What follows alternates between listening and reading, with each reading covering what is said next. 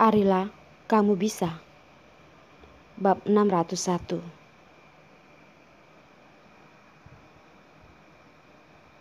Rila nurut sekali, tidak menangis. Rila kecil tidak mau mengakui dia menangis. Arila juga tidak memaksanya. Mendengar ibunya mengatakan dia tidak menangis, Rila kecil sedikit merasa sungkan dan tersenyum. Ibu, Rila bisa nurut kok. Sekarang otak Rila kecil sudah bisa kembali bekerja dengan normal, mengingat perintah dari ayahnya. Dia mau menjadi anak yang perhatian, mau membantu ayahnya menjaga ibunya. Tidak boleh mengungkit ayahnya di depan ibunya. Jangan membuat ibunya sedih. Arila mencium-cium wajah Rila kecil dan berkata, "Rila sudah tidur nyenyak. Ayo bangun temani ibu pergi beli sayur. Malam nanti ibu buatin makanan yang enak buat Rila." Ya, bangun dan memulai hidup yang baru. Bukannya tenggelam di masa lalu yang kelam. Memikirkan orang dan masalah yang tidak harusnya dipikirkan. Iya, Rila mau makan stroberi, mau makan selai, mau makan... Rila terus menyebutkan makanan-makanan yang enak. Memikirkannya saja sudah bisa membuat air liurnya mengalir.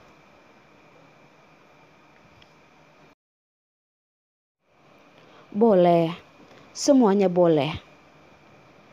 Mungkin karena sudah tidak menangis, atau mungkin karena ia sudah mendapatkan titik terang untuk pekerjaannya. Perasaan Arila sudah menjadi lebih baik. Arila membawa Sebastian dan Rila kecil ke pasar di dekat rumah mereka. Memilih beberapa sayuran untuk dimasak nanti malam untuk mereka, Puspita dan Gustin.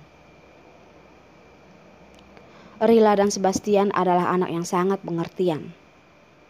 Satu orang bantu ibunya mengangkat beras. Satu lagi mau membantu ibunya mengangkat sayur. Mereka berdua rebutan mau membantu ibunya. Arila mengusap-usap kepala mereka berdua dan berkata, "Kalian berdua itu masih kecil.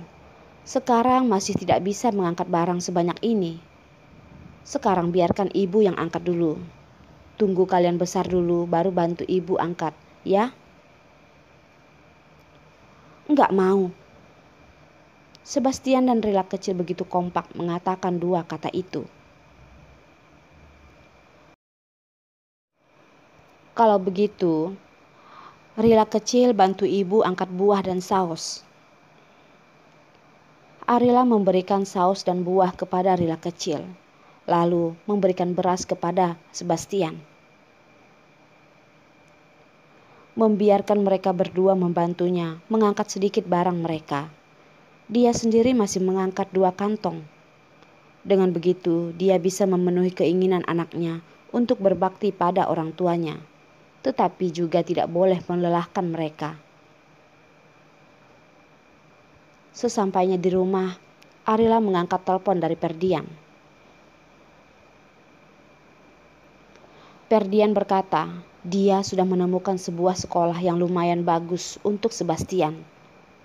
Dia juga sudah mendaftarkan kelas dasar bahasa Inggris untuk Sebastian. Mulai besok, Sebastian sudah bisa les bahasa Inggris sehari 2 jam. Perdian meminta bantuan pada orang lain untuk membereskan masalah sekolah Sebastian. Ini juga adalah sebuah berita gembira. Perasaan Arila menjadi semakin baik lagi. "Rila, ibu mau pergi masak. Kamu telepon kasih tante Puspita. Beritahu dia dan paman Gustin untuk datang makan malam di rumah kita," kata Arila sambil mengangkat bawaannya ke dapur. Cuaca di sini sangatlah dingin. Hari ini Arila sengaja mempersiapkan hotpot. 2 keluarga duduk mengelilingi meja dan makan hotpot bersama. Sepertinya boleh juga. Sangat cepat, Puspita langsung datang ke rumah mereka. Sambil membantu Arila mencuci sayuran sambil berkata, "Kamu pergi beli sayur, kenapa tidak ajak aku? Aku bisa menyuruh Gustin membantu kalian membawa yang berat-berat." Arila sambil tersenyum sambil menjawab, "Kamu ini cuma tahu cara membuili Gustin saja. Kalau saja kamu buili dia sampai dia pergi ke rumah orang lain, nanti kamu jangan nangis ya. Gustin itu gak gampang marah. Beberapa tahun ini dia sudah terbiasa dibuili sama aku. Kalau aku tidak buili dia, dia baru merasa aneh. Orang lain ia tidak berani buili, tetapi kalau Gustin rumahnya, Puspita yakin sekali ia tidak bisa marah. Kalau 3 hari tidak memarahinya, dia malah jadi linglung." Betul. Kalau kamu tidak marah sama aku malahan jadi tidak terbiasa. Kalau begitu Nyonya Gustin, tolong ambilkan sayuran yang sudah selesai dicuci, lalu kamu boleh tunggu sebentar.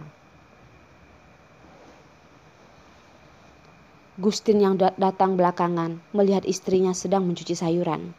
Hatinya terasa sakit. Kalau di rumah, dia tidak pernah membiarkan istrinya melakukan hal itu. "Gustin, kamu sudah pengen dimarahi aku ya?" Mereka dua wanita sedang sibuk di dapur. Dia seorang pria, mau datang buat apa? "Puspita, kamu dan Gustin keluar dulu ya. Aku bisa sendiri kok." Arila mengambil sayur yang ada di tangan Puspita. Tetapi ia tidak ingin mereka berdua beradu mulut di sini. "Aku mau cuci sayur. Dia bisa berbuat apa?" Puspita sama sekali tidak melihat Gustin. Sebenarnya rumah yang mereka tempati sangatlah nyaman. Di luar sedang turun salju, tapi di dalam rumah mereka sama sekali tidak merasakan dingin sedikit pun. Dia biasa juga mencuci piring, membuat pekerjaan yang lain pun ia sama sekali tidak merasakan dingin. Tetapi Gustin, laki-laki ini memang sedikit hiperbola. Pekerjaan seperti ini pun tidak boleh dikerjakan Puspita. Apa-apa tidak boleh dipegangnya. Bilang dia sedang mengandung anak keluarga mereka. Jadi dia harus menjaganya. Mendengar perkataannya ini, Puspita merasa sedikit tidak puas. Ketika ia mengandung anak keluarganya, dia baru menjaganya. Jadi kalau dia cuma Puspita, emangnya dia tidak menjaganya lagi? "Arila, kamu juga tidak usah repot-repot lagi. Pekerjaan ini biar aku yang kerjakan." Tidak bisa membujuk Puspita, Gustin malah beralih dari Arila. Arila bukan hanya sahabat terbaik istri besarnya itu, juga adalah orang yang paling diperhatikan istrinya. Bagaimana bisa dia tidak memperhatikan mereka? Arila dengan perlahan mendorong Puspita keluar dari dapur. "Tuan Gustin, Nyonya Puspita, aku yang mengundang kalian berdua makan ke rumahku, bukan menyuruh kalian datang untuk membantuku. Kalian berdua duduk manis saja di ruang tamu. Kalau tidak, aku gak sungkan dengan kalian lagi." Dua orang ini beneran keluarga yang lucu. Arila menggeleng-gelengkan kepalanya. Sebenarnya kadang-kadang Arila juga sangat iri dua orang yang berdebat, beradu mulut. Bukannya membiarkan semuanya dilakukan satu orang. Sudah datang ke New York selama 2 hari, Arila membawa dua anak itu kembali setelah selesai makan hotpot. Ketika dia selesai menidurkan Rila kecil, Dia membuka laptopnya lagi untuk mempersiapkan interview besok.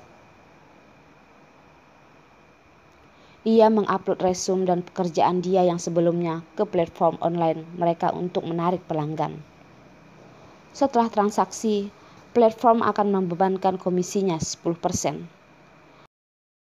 Harga ini masih termasuk masuk akal. Yang paling penting adalah dia bisa mengerjakan pekerjaannya di rumah. Dia bisa mengatur jam kerjanya sendiri. Dia masih bisa bekerja sambil menjaga Rila kecil. Arila sangat puas dengan pekerjaan ini. Terlebih lagi dia percaya bisa melakukannya dengan baik. Jadi, dia harus mempersiapkannya dengan baik. Besok dia harus lolos interview. Tidak tahu apakah karena yang ada di pikirannya hanyalah tentang pekerjaan.